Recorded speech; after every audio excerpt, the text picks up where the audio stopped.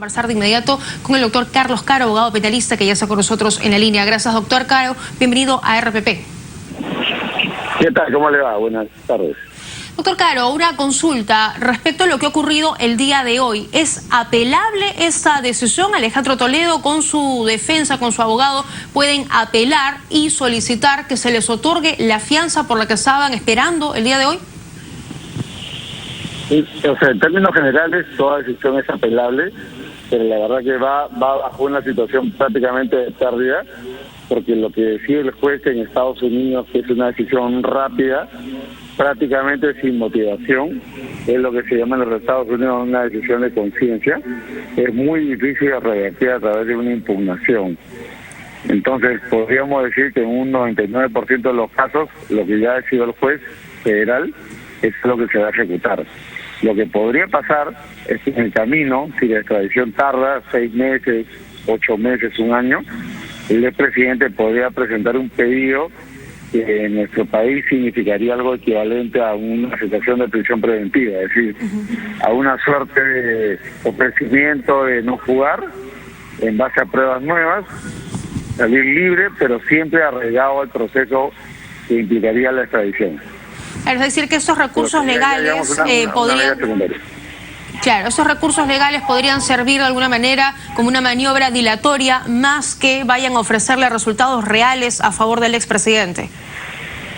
En efecto, o sea, yo lo que pienso es que al final el solo hecho de que la justicia de los Estados Unidos de momento lo mantenga detenido hace, como en el caso del expresidente Martinelli de Panamá, que también estuvo preso, altamente probable de que está sin automático se produzca la extradición en los próximos 6 a 8 o 12 meses.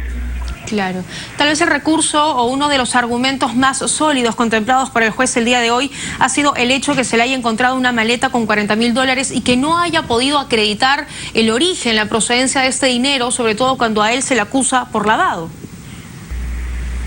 En efecto, ¿no? Porque aunque sea una suma que no sea tan importante o tan alta, teniendo en cuenta lo que presuntamente el expresidente había recibido de coima, me estoy refiriendo a los 20 o 45 millones, que son las dos sumas que se han mencionado, al final del día, el solo hecho de tener plata en efectivo sin poder explicar el origen, ya es un indicio suficiente de un hecho de corrupción o un hecho de lavado.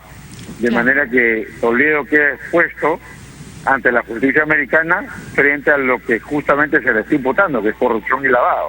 Entonces, las propias autoridades, al haber hecho la pesquisa, han detectado este dinero en efectivo y eso, digamos, es un indicio que va a fortalecer no solamente la extradición, sino además el tema de la presión que le está sufriendo en este momento. Claro. Ahora, entiendo que el abogado del expresidente Toledo ha solicitado una reunión con el juez, con el fiscal a cargo. Entiendo que podría ser una audiencia para solicitar que se encargue de la defensa un abogado público. ¿Qué tendría que acreditar el expresidente para que se le conceda esa petición?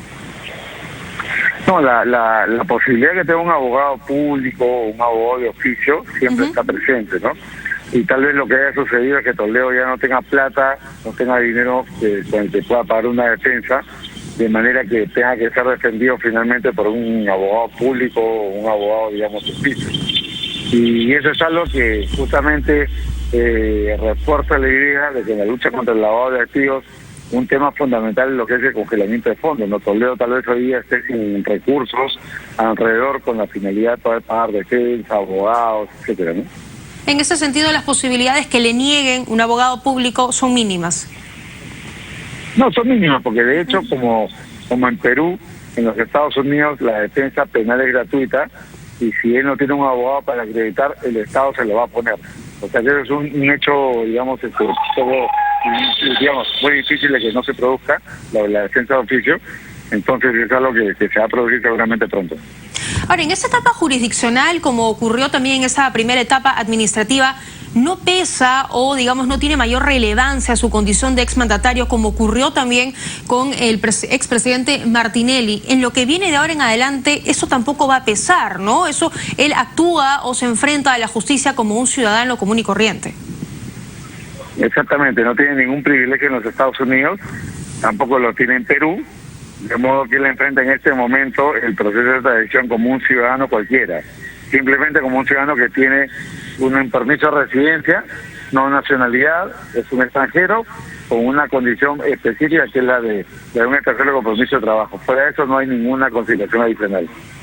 El caso de Alejandro Toledo es interesante porque hablamos de dos fases. La primera que es el caso Odebrecht, por el que se pide ese mandato, ese proceso de extradición, y la segunda etapa que es el caso Ecoteva, ¿no? Donde ya se ve como propiamente el delito de lavado, donde está incluida además su esposa Elian Carr, a quien también la justicia peruana la está requiriendo.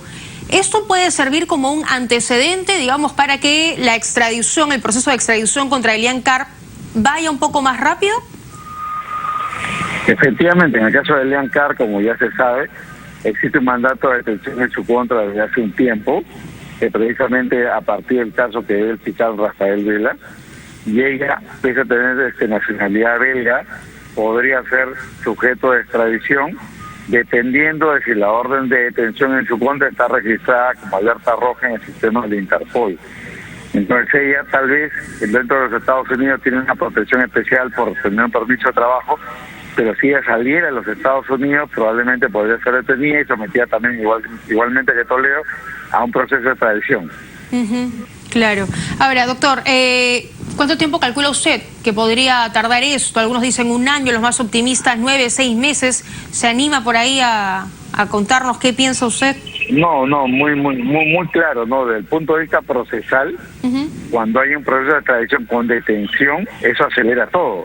Y más aún si el juez federal ha confirmado la detención que inicialmente había dictado, eso significa de que el proceso de extradición tendría que tramitarse con la mayor rapidez, porque en Estados Unidos cuando hay una detención sin condena, el proceso se acelera. Entonces pienso que entre 6 meses y 1 año debiera ya descansarse la situación de Toledo sobre la extradición.